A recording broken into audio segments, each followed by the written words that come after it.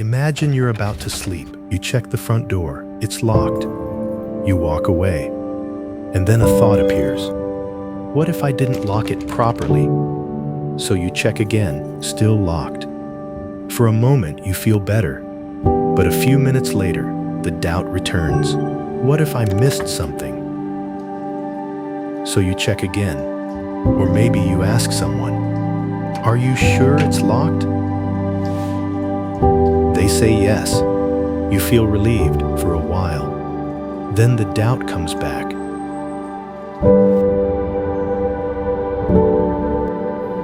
This is what many people misunderstand about OCD.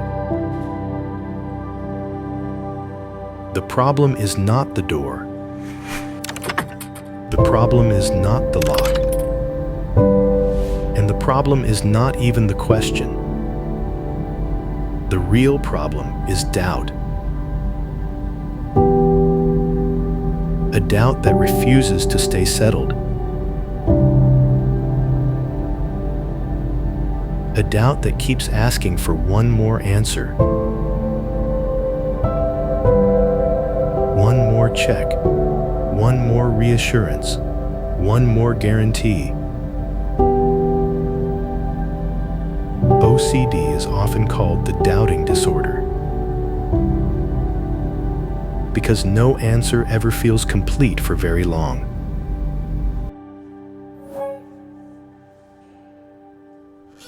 When that doubt appears, anxiety rises. Naturally, people look for certainty. They check, they ask, they search online, or they turn to someone they trust. Are you sure? And when they get an answer, they feel relief. That relief is real. And that is exactly why reassurance becomes part of the problem. Because the brain starts learning something. It learns that doubt is dangerous, and it learns that certainty must be found immediately. So the next time doubt appears, the brain asks for reassurance again. Not because the person is stubborn, not because they are not listening, because OCD has been trained to depend on certainty. Think about it this way. If every time a doubt appears, you provide an answer, the brain never learns how to live without that answer. And gradually, reassurance becomes like a painkiller. It helps for a short time, but the effect doesn't last, so the dose keeps increasing, and OCD keeps asking for more. So what actually helps? The goal is not to stop every thought.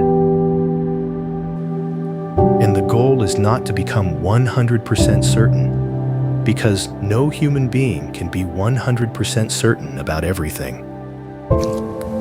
With appropriate treatment, whether medication, therapy such as exposure and response prevention, or often a combination of both, many people experience significant improvement. As improvement happens, something important changes.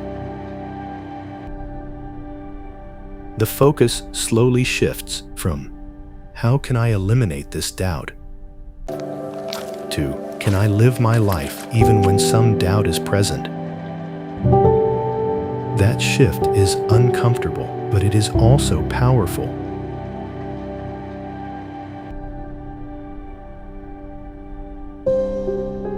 Because the opposite of OCD is not certainty. The opposite of OCD is learning that uncertainty can be tolerated. Not perfectly, not overnight, but gradually. And often, that is where meaningful improvement begins. Because OCD does not suffer from a lack of answers. It suffers from an inability to feel satisfied by them.